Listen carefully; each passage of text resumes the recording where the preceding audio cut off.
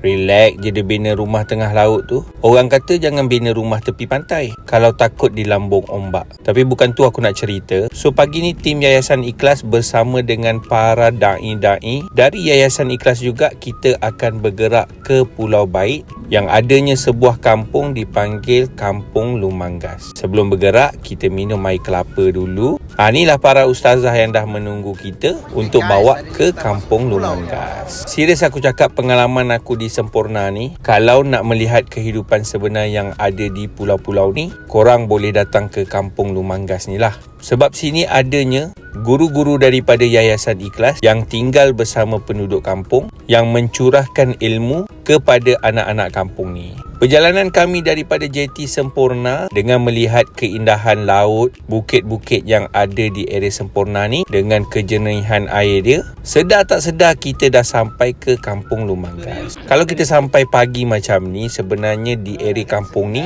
airnya cetek tau. Jadi bot tak lepas nak sampai ke depan. Jadi kita berjalan kaki lah untuk sampai ke kawasan kampung. Disambut dengan anak-anak yang sangat mesra dekat sini. Penduduk kampung pun semua baik-baik. So inilah dia Kampung Lumanggas. Nak tak aku sambung cerita? Komen nak.